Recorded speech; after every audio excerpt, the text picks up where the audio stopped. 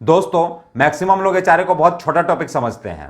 कई बार नियमों की जानकारी नहीं होने के कारण हम कार्यालय में गलत तरीके से एचआरए लेते रहते हैं, जिसकी रिकवरी बाद में कर ली जाती है, तब हमें बहुत तकलीफ होती है। और कई बार नियमों की जानकारी नहीं होने के कारण हम एलिजिबल होते हैं, फिर भी हमें कार्यालय से एचआरए नहीं मिलता है या तो फिर कम मिलता है। तो नमस्कार दोस्तों, ज्ञान पार्टनर चैनल में आपका स्वागत है। आज के वीडियो में हम एचआरए से संबंधित सभी नियमों को जानने वाले हैं, तो बने रहिए वीडियो में शुरू से अंत तक ताकि आपका कोई भी टॉपिक छूट ना जाए। वीडियो को शुरू करने से पहले आपसे गुजारिश है, अगर आपको वीडियो हमारा अच्छा लगता है तो प्लीज लाइक कर दे और हमारे चैनल को भी सब्सक्राइब कर ले ताकि आपको हमारे हर नई वीडियो का नोटिफिकेशन मिलता रहे। तो आइए शुरू करते हैं। सबसे पहले एचआरए का फुल फॉर्म समझते हैं। इसका फुल फॉर्म होता है हाउस रेंट अलाउंस, जिसको हिंदी में हम लोग मकान किराया भत्ता बोलते हैं। यह जो भी परसेंटेज सरकार तय करती है, जैसे अगर वो तय कर दी कि इस एरिया में 10% एचआरए मिलेगा, तो हमारा जो भी बेसिक होता है, जो मूल वेतन होता है, उसका 10% एचआरए मिलता है। लेकिन अभी फिलहाल एचआरए का परसेंटेज कितना है, हमारे बेसिक का कितना परसेंट मिलता है, कौन से एरिया में कितना परसेंट मिलता है, सबसे पहले वो हम लोग देख लेते हैं। तो इंडिया में जितने भी सिटी है उसको 3 कैटेगरी में बांटा गया है, एक सिटी, वाई सिटी और जेड सिटी। जब 7th पे कमीशन लागू हुआ था तब एक सिटी के लिए 24%, वाई सिटी के लिए 16% और जेड सिटी के लिए 8% एचआरए रखा गया था। साथ में उसमें यह भी प्रावधान था कि जब हमारा डीए बढ़ते बढ़ते 25% हो जाएगा। अभी जो हमारा डीए है वह 31% है, मतलब 25% क्रॉस कर चुका है। तो 7th पे कमीशन में प्रावधान था कि जब भी हमारा डीए बढ़ते बढ़ते 25% हो जाएगा तो इस एचआरए को रिवाइज कर दिया जाएगा। और रिवाइज करके कर दिया जाएगा एक सिटी में 27%, वाई सिटी में 18% और जेड सिटी में 9%। उसके बाद उसमें यह भी प्रावधान है कि जब डीए बढ़ते बढ़ते 50% हो जाएगा तब जो ये एचआरए है वह एक सिटी के लिए 30%, वाई सिटी के लिए 20% और जेड सिटी के लिए 10% हो जाएगा। अब आपके मन में सवाल आ रहा होगा कि एक सिटी कौन सा है, वाई सिटी कौन सा है और जेड सिटी कौन सा है, और ये तीनों टाइप का जो सिटी को बांटने का क्राइटेरिया क्या है, किस सिटी को एक सिटी में रखा जाता है, कौन सा सिटी को वाई सिटी में रखा जाता है, कौन सा सिटी को जेड सिटी में रखा जाता है, तो ये भी हम लोग समझते हैं। लेकिन उससे पहले मैं आपको बता दूं कि जो एचआरए हमारा है वह कभी भी 5400, 3600 और 1800 से कम नहीं होगा। एक्स वाई जेड सिटी के लिए 5400, 3600 और 1800 से कम नहीं होगा। अगर किसी का बेसिक है, अगर उसका हम 24% निकाल रहे हैं, जैसे एक सिटी में अभी जो एचआरए हमारा है वह 27% है, अगर किसी के बेसिक का हम 27% निकालते हैं और अगर वह 5400 से कम आता है तो उसको फिर 5400 हम देंगे। मतलब किसी भी स्थिति में एक सिटी में 5400, वाई सिटी में 3600 और जेड सिटी में 1800 से एचआरए कम नहीं होगा।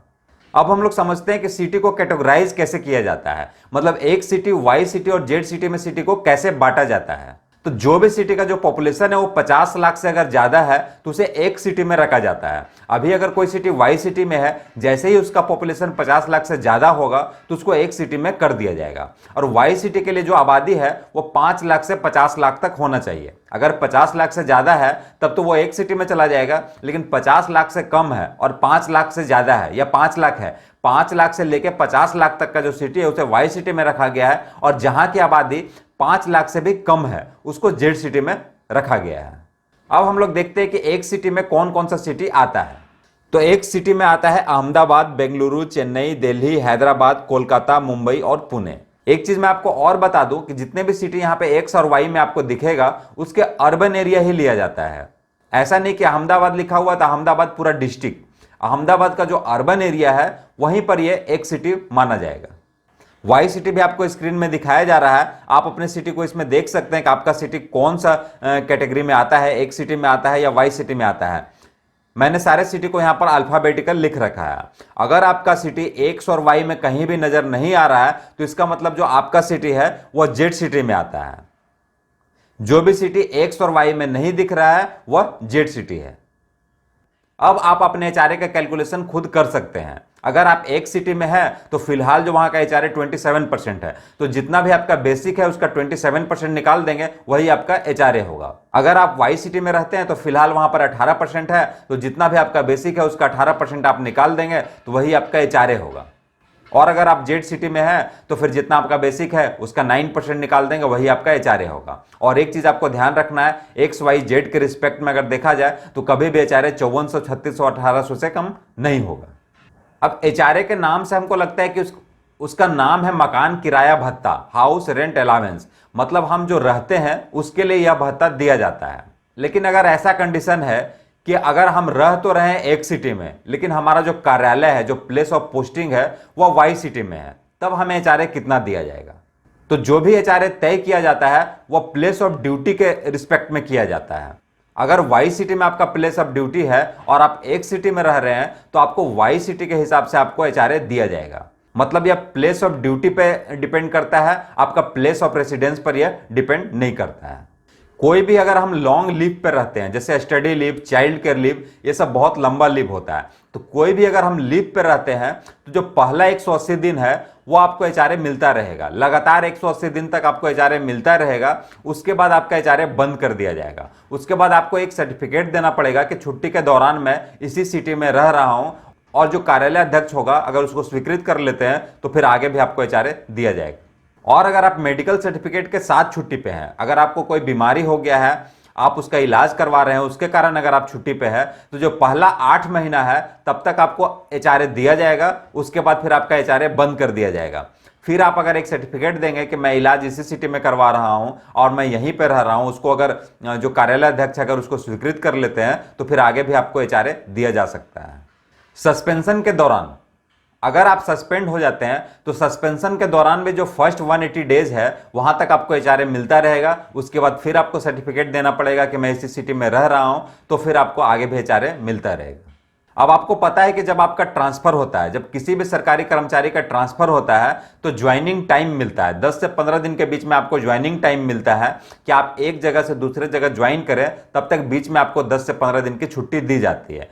तो उस 10 से 15 दिन के दौरान आपको एचआरए कौन सा रेट से मिलेगा? बाई चांस आप पहले एक सिटी में जॉब कर रहे थे, फिर आपका ट्रांसफर वाई सिटी में हो जाता है, या आप वाई सिटी में जॉब कर रहे थे और आपका ट्रांसफर एक सिटी में हो जाता है, तो उस ज्वाइनिंग पीरियड में, क्योंकि यहां से तो आप रिलीव हो चुके हैं और नए प्लेस ऑफ पोस्टिंग में आपने ज्वाइन नहीं किया है, तो उस दौरान आपको कौन सा रेट से एचआरए दिया जाएगा?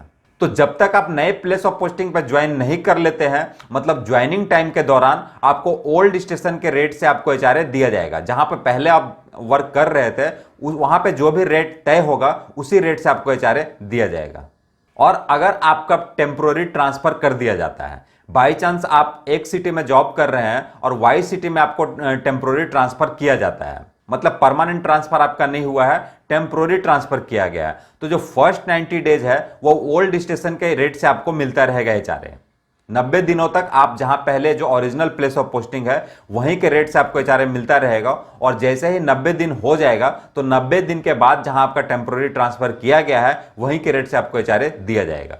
मतलब अगर आपका टेम्पोररी ट्रांसफर एक सिटी से वाई सिटी कर दिया गया है तो फिर वाई सिटी के रेट से 90 दिनों के बाद से आपको एचआरए मिलने लगेगा। ये तो मैंने बताया कि किस कंडीशन में आपको एचआरए मिलता रहेगा और कौन कौन से ऐसे कंडीशन है जहां पर आप एचआरए के लिए एलिजिबल नहीं हैं। तो आइए वो भी हम लोग एक एक करके देखते हैं। कोई भी सरकारी कर्मचारी जिसको सरकारी क्वार्टर मिला हुआ है, या बहुत सारे फीमेल ऐसे कर्मचारी होते हैं जो फीमेल हॉस्टल सरकार प्रोवाइड करवाती है उनको रहने के लिए, तो ऐसा कोई भी गवर्नमेंट क्वार्टर में अगर आप रह रहे हैं तो आपको एचआरए नहीं दिया जाएगा। अगर कोई ऑटोनोमस बॉडी, कोई सेमी प्राइवेट या कोई म्युनिसिपल कॉरपोरेशन होता है, वहां से भी अगर आपको क्वार्टर दिया गया है, मतलब अगर वो गवर्नमेंट के क्वार्टर में आप रह रहे हैं, तो फिर आपको एचआरए नहीं दिया जाएगा।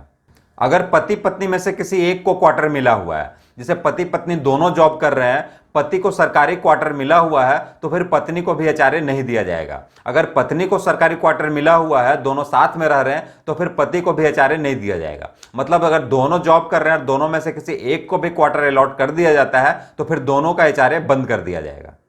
और ऐसा भी कोई जरूरी नहीं है कि दोनों सेंट्रल गवर्नमेंट में हो तभी ही। अगर एक स्टेट गवर्नमेंट में है, एक सेंट्रल गवर्नमेंट में है, स्टेट गवर्नमेंट वाले को अगर क्वार्टर मिला हुआ है तो सेंट्रल गवर्नमेंट वाले को भी एचआरए बंद कर दिया जाएगा।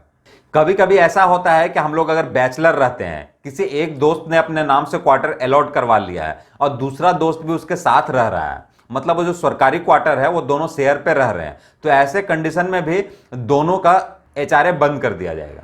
मतलब भले ही आपने एक क्वार्टर अलॉट करवा रखा है, उसमें दो लोग रहते हैं, दो सरकारी एम्प्लॉय रहते हैं, तो दोनों का एचआरए बंद कर दिया जाएगा। आगे मैं यह भी बताता हूं कि आपकी अगर बड़ी फैमिली है और उस फैमिली में से किसी भी मेंबर को अगर सरकारी क्वार्टर मिला हुआ है, जैसे कि अगर आप रिटायर नहीं किए हैं और आपके बेटे को भी जॉब लगा हुआ है और आप सरकारी क्वार्टर में रहते हैं तो फिर बेटे को भी एचआरए नहीं मिलेगा। मतलब आपके बेटा बेटी फैमिली में से अगर किसी को भी सरकारी क्वार्टर अलॉट है और आप उसके साथ में रह रहे हैं तो फिर आपको एचआरए नहीं दिया जाएगा। अगर आप अलग रह रहे हैं तब तो आपको एचआरए दिया जाएगा, लेकिन आप सरकारी क्वार्टर में साथ में रह रहे हैं तो फिर आपको एचआरए नहीं दिया जाएगा। और अगर आपने क्वार्टर के लिए अप्लाई किया है, आपको क्वार्टर अलॉट हो गया है, लेकिन आप उस क्वार्टर को नहीं ले रहे हैं और उस क्वार्टर को लेने वाला और कोई थर्ड पर्सन भी नहीं है, तो इस कंडीशन में भी आपका एचआरए बंद कर दिया जा सकता है। क्योंकि आपको सरकारी क्वार्टर दिया जा रहा है और आप उसे नहीं ले रहे हैं और वो खाली पड़ा है, तो फिर आपका एचआरए बंद कर दिया जा सकता है। अब इस एचआरए टॉपिक में सबसे बड़ी बात जो जानने वाली है वह है एचआरए ऑन ट्रांसफर। अगर आपका परमानेंट ट्रांसफर हो जाता है तो कितने दिन तक आप ओल्ड सिटी का एचआरए ले सकते हैं, ओल्ड सिटी वाले रेट से आप एचआरए ले सकते हैं। बाई चांस आप एक सिटी में रहते हैं, आपका ट्रांसफर जेड सिटी में हो जाता है, तो कितने दिन तक आपको एक सिटी के रेट से आपको एचआरए मिलता रहेगा, यह जानना बहुत ही जरूरी है। तो आइए देखते हैं। जहां भी आपका ट्रांसफर होता है आप नए स्टेशन में जाके ज्वाइन कर लेते हैं और पुराने स्टेशन का क्वार्टर आपने हैंड ओवर नहीं किया है, तो नए स्टेशन पर आपको 8 महीने तक एचआरए मिलेगा। और अगर आपने फिर पुराने क्वार्टर को खाली नहीं किया है तो 8 महीने के बाद आपका एचआरए बंद कर दिया जाएगा।